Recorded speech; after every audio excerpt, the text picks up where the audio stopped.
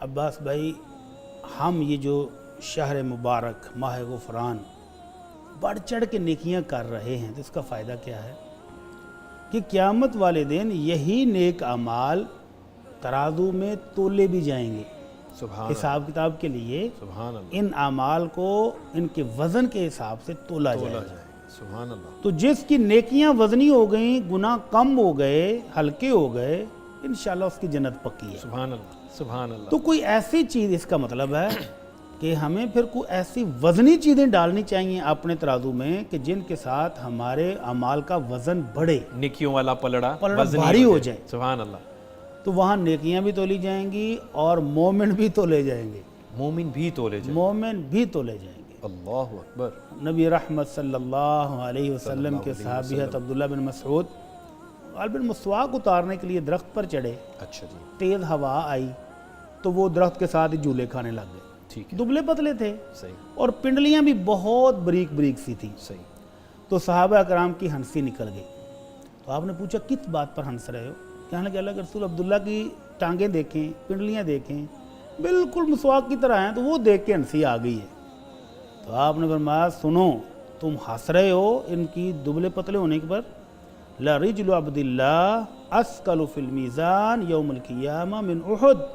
اللہ عبداللہ کی یہ ایک ٹانگ جو ہے ترازو میں جب رکھی جائے گی قیامت والے دن تو یہ احد پہاڑ سے بھی وزنی ہوگی۔ اللہ، اس کا مطلب ہے کہ مومن کا اپنا ایمانی وزن بھی ہے، جسمانی وزن وہ بھی تولا جائے۔ اور اس کے ساتھ اعمال، تو کوئی ایک ایسا وظیفہ، کوئی ایسا عمل جو بہت بھاری ہو۔ اللہ، نبی رحمت صلی اللہ علیہ وسلم فرمایا کلمتان حبیبتان الی الرحمن سبحان اللہ، خفیفتان علی اللسان ثقیلتان فی المیزان، کہ دو لفظ، دو کلمے میں آپ کو بتانے لگا ہوں، وہ اللہ عرش والے کو بہت پیارے ہیں، بہت محبوب ہیں۔ کیا کہ کیا کہ زبان سے ادائیگی میں بڑے آسان ہیں، اوکے، ہر پڑھا لکھا ان پڑھ ہر بندہ پڑھ لیتا ہے، بے شک، اور جب ترازو میں ڈالے جائیں گے تو وہ وزنی بہت ہوں گے۔ سبحان اللہ، سبحان اللہ و بحمدہ سبحان اللہ العظیم۔ اللہ، تو اللہ کے نبی صلی اللہ علیہ وسلم کا ایک اور فرمان عالی ہے کہ نوح علیہ السلام نے اپنے بیٹوں کو اسپیشل وصیت کی تھی کہ میرے بیٹو اس کلمے کو نہیں چھوڑنا، سبحان اللہ و بحمدہ سبحان اللہ العظیم، اور فرمایا یہ پوری مخلوق کی تسبیح ہے۔